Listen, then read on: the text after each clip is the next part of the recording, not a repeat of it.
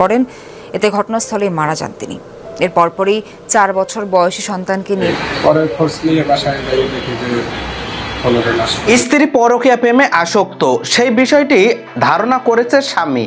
যেখানে সারোয়ার হোসেন সেই স্বামী, দর্শক মণ্ডলী স্ক্রিনে ছবি দেখতে পাচ্ছেন, সেই সালমা আক্তার সেই স্ত্রী যে নাকি পরকীয়া প্রেমে আসক্ত, এমনই ধারণা থেকে যেভাবে ঘরে থাকা ধারালো অস্ত্র দিয়ে যেভাবে স্ত্রীর গলায় আঘাত করলে সেই স্ত্রীর মৃত্যু হয়, আপনাদের সামনে একটি ভিডিও ক্লিপ তুলে ধরবো। যেভাবে স্বামীর হাতে সেই স্ত্রী হত্যা, এমনকি পরবর্তীতে যেভাবে স্বামী তার একটি সেই সন্তান নিয়ে সেই থানায় যে আত্মসমর্পণ করে। ভিডিওটি মনোযোগ সহকারে দেখতে থাকুন। পারিবারিক কলহ, স্ত্রীর পরকীয়ার বিষয়টি যেভাবে মেনে না নিতে পেরে সেই স্ত্রীকে হত্যা করে স্বামী, অবশ্যই শুনলে আপনার নিজেরাই অবাক হয়ে যাবেন। চলুন সরাসরি মূল ভিডিওতে চলে যাই। আসসালামু আলাইকুম, নতুন একটি ভিডিওতে স্বাগতম। আমি আসলাম। আপনি যদি আমার চ্যানেলে নতুন হয়ে থাকুন অবশ্যই চ্যানেলটি সাবস্ক্রাইব করে পাশে থাকা নোটিফিকেশন বেল আইকনটি অন করে দেবেন। ইতিপূর্বে চ্যানেলটি সাবস্ক্রাইব করে থাকলে আপনাদেরকে অসংখ্য ধন্যবাদ। পটুয়াখালীর বাউপালে যেখানে শিক্ষকতা পেশায় সেই স্বামী স্ত্রী পরিচয়, এমনকি পরে তাদের মধ্যে বিবাহ, একটি সন্তান আছে সালমা এমনকি সারোয়ারের ঘরে। কিন্তু সেই সারোয়ার হোসেন যে নাকি ধারণা করে তার স্ত্রী সালমা আক্তার যে নাকি পরকীয়া প্রেমে আসক্ত, সেই বিষয় নিয়ে তাদের মধ্যে কলহ চলে আসছিল। সেখানে ঘটনার দিনে যেভাবে সেই সালমা আক্তারের পরকীয়ার বিষয় নিয়ে যেভাবে দ্বন্দ্বে সেই সারোয়ার হোসেন সেই স্বামী ঘরে থাকা ধারালো অস্ত্র দিয়ে যেভাবে তাকে আঘাত করলে ঘটনা স্থানেই সেই স্ত্রীর মৃত্যু হয়। পরবর্তীতে সেই ভাড়া থাকা সেই ঘরের দরজা জানালায় যেভাবে খিল দিয়ে সেখানে নিজের সন্তান নিয়ে পালিয়ে যেয়ে পরবর্তীতে অনুশোচনা বোধ থেকে সেই স্বামী সারোয়ার হোসেন নিজের সন্তান নিয়ে পুলিশের কাছে আত্মসমর্পণ করে, এমনকি বর্ণনা প্রদান করে সেই সালমা আক্তার সেই স্ত্রীর পরকীয়ার বিষয় নিয়ে সেই তথ্য, যার ফলপ্রসূতি যেভাবে সেই সারোয়ার হোসেন হত্যা করে তার স্ত্রীকে। চলুন প্রথম সেখানে ভিডিও ক্লিপে সেই কথা শুনে আসি, তারপর সে সম্পর্কে তথ্য নেব।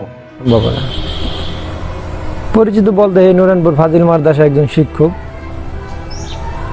জামাই বউ বাচ্চা আছে, একটা শিক্ষকতা করে, বাসা ভাড়া নিছে, ভাড়া দিছি, ভাড়া থাকে। কিন্তু এদের ভিতরে কি পারিবারিক ওইটা আসলে আমরা কেউ কিছু জানি না। গত রাতে দেখি পুলিশ আসলো, আসি আমার জিজ্ঞাসা করুন আর এই লোককে চিনেন? আমি বলছি জি, এটা আমার ভাড়াটিয়া।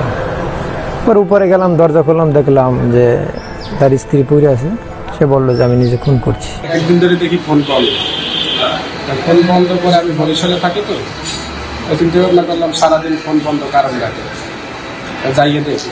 পরে রাত্রে 10টা পর্যন্ত বাসাইছি, ফোন খোলে না। পরে 10টার পরে আমি বরিশালে রওনা দিয়েছি। পরে থানায় আসলাম যে এরকম নিখোঁজ, তাই বাসায় একটু যাইতে হবে, তোর একলা যাইতে পারি না বাসায়। এই পরে খোঁজ নিয়ে বাসায় যাই দেখি যে ফলরে লাশ করে দিয়েছে।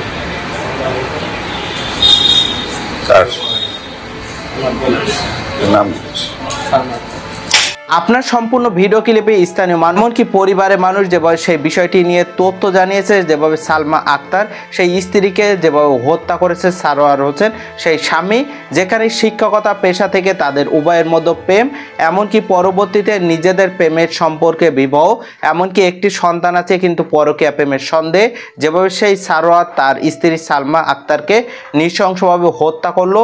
অবশ্যই যেভাবে সে আবার থানায় যেয়ে নিজে যেভাবে সেই বিষয় নিয়ে তথ্য জানিয়েছে, অবশ্যই সেই স্বামী সারোয়ার হোসেনের কি শাস্তি হওয়া উচিত সেই সম্পর্কে আপনাদের তথ্য মন্তব্য কমেন্ট বক্সে জানাবেন। পরকীয়া কতটা ভয়ানক অবশ্যই আপনার ভিডিও ক্লিপের তথ্য পেলেন। ভিডিও ক্লিপটি সম্পর্কে আপনাদের মন্তব্য কমেন্ট বক্সে জানাবেন।